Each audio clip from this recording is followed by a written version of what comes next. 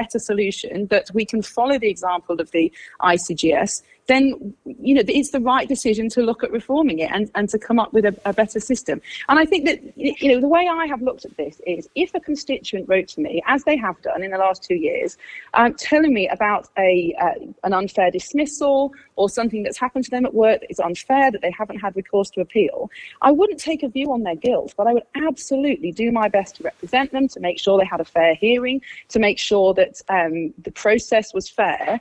So why shouldn't I take the same view when it comes to anybody, including an MP? OK, Miriam Cates, appreciate you coming on. Thank you for joining us. That's Miriam Cates, who's the Conservative MP for Penistone and Stockbridge. Now, coming up, we're going to be checking in on day 3 of COP26 as we talk to our man in Glasgow, Luke Jones, and we'll be finding out about the ancient ring that's been discovered in Israel, which some believe could be a cure for a hangover. It's now 4:23. This is John Pienaar, and this is Drive on Times Radio. Times Radio. 0 to 637,000 in 15 months. According to the latest audience figures, Times Radio has 637,000 listeners every week. Unprecedented times, unprecedented circumstances. Intelligent. Join Asma Mir and me, Stig Abel. I'm Mariella Frostrup. Informed. Join me, Carol Walker. I'm Aisha Hazarika. In tune with changing times. I'm Matt Chorley. Join me, Tom Newton-Dunn. The biggest stories. Breaking news. And the biggest guests. The country's gone through a profound shock. On DAB, online, on your smart speaker and via the Times Radio app. Anyway, we're all happy colleagues. Times Radio. Know your times. Across the UK, on DAB digital radio, online and on your smart speaker, John Pienaar at Drive on Times Radio. To Glasgow now, day 3 of COP26 with a focus on finance. The Chancellor announced the UK is set to become the world's first country to demand financial businesses like banks publish how they intend to reach net zero. Allegra Stratton, who used to work for Rishi Sunak in the Treasury and now works as Boris Johnson's COP26 spokesperson, was speaking to Mariella Frostrup at the Times Earth Hub in Glasgow earlier. She said businesses will have to do more than just set out their plans to decarbonise. They'll be legally required to follow through. It is at the moment, you're right, it's an expectation and it's guidance, but very soon the intention is to legislate for this, and it will become like doing your accounts. It will become something you have to do if you want listing, if you want to be taken seriously. Whilst it's the teeth, as you say, it's the thing that makes the difference. Fundamentally as well, I mean, you look at someone like Larry Fink, who manages ginormous numbers of investment, and he says, climate risk is business risk now. To have in your books hidden away coal or technology that is rapidly becoming outdated, that is a problem for you as a business. Luke Jones, our man in Glasgow, is on the line. Hey, Luke.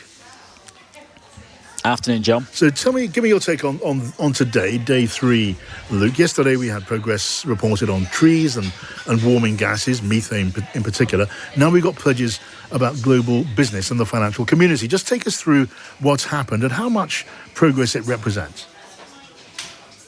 Well, again, it's another catchy headline, isn't it? As you say, like we saw with the methane pledge and also with the deforestation one as well. So ears of listed companies, I'm sure, would have pricked up at news at this. The Chancellor telling them to plan to cut carbon emissions or be fined, as Allegra was telling Mariella about earlier. But as Allegra alluded to, the key is in the detail there. You have to have a plan, not actually do. They have to show the FCA what they're going to do.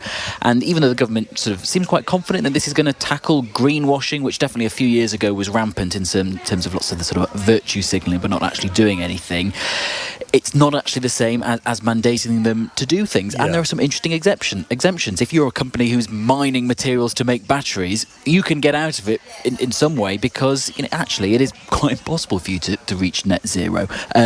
Similarly, with the thing that Mark Carney was announcing today, the snappily titled GFANZ, the Glasgow Financial Alliance for Net Zero, they were talking about $130 trillion, 40% of the world's financial assets signed up across 450 global firms to align themselves with the targets of Paris.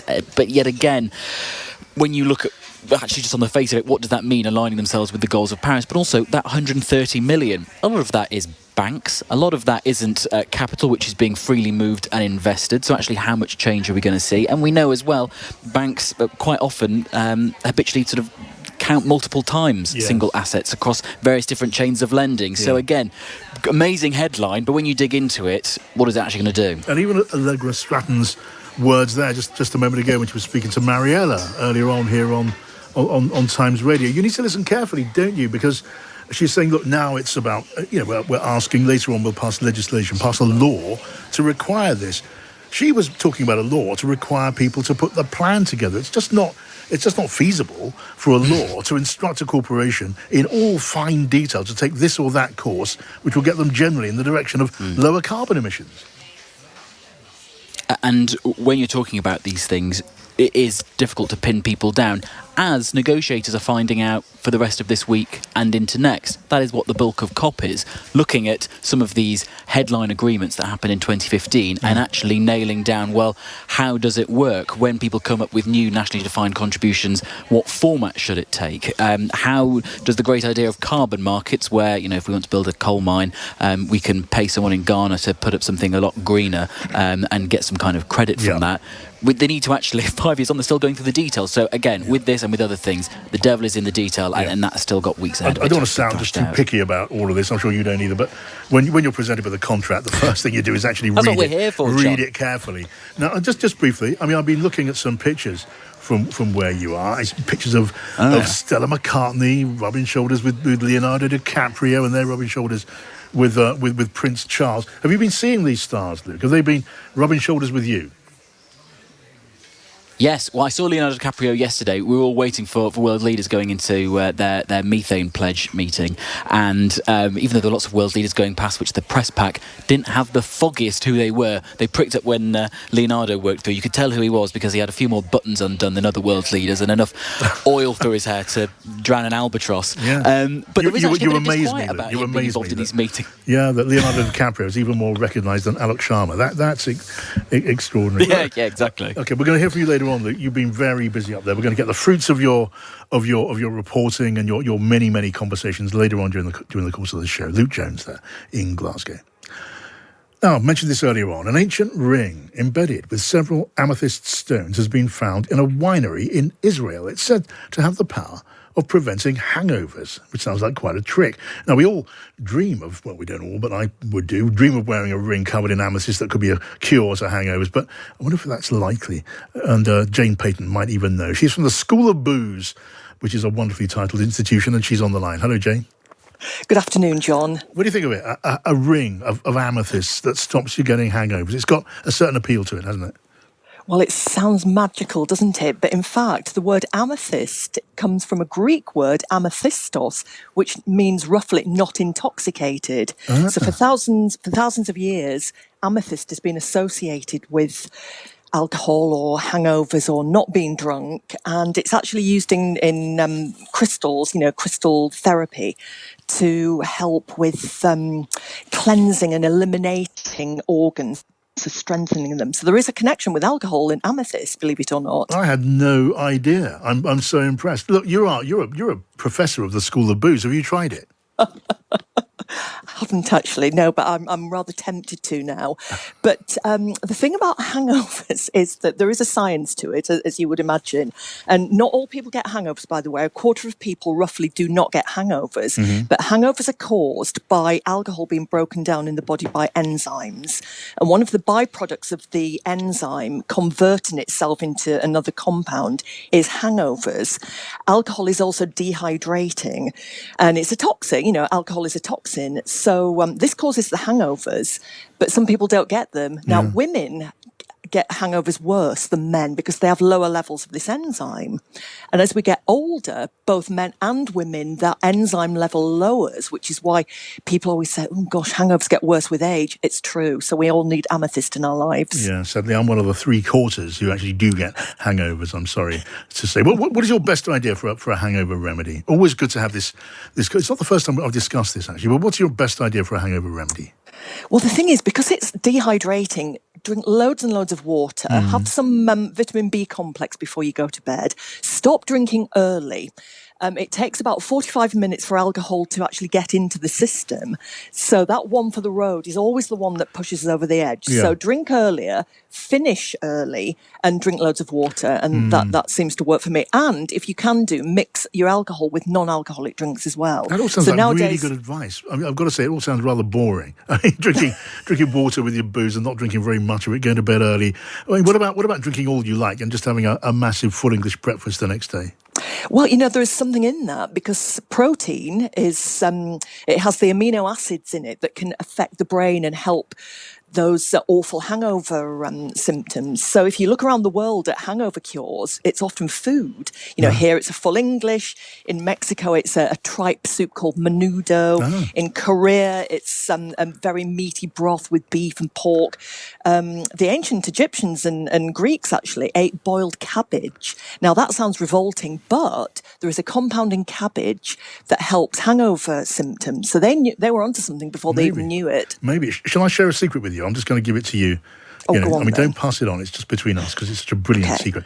Last night's Vindaloo is a fantastic hangover cure. Oh, I agree with you. And cold pizza as well. There you go.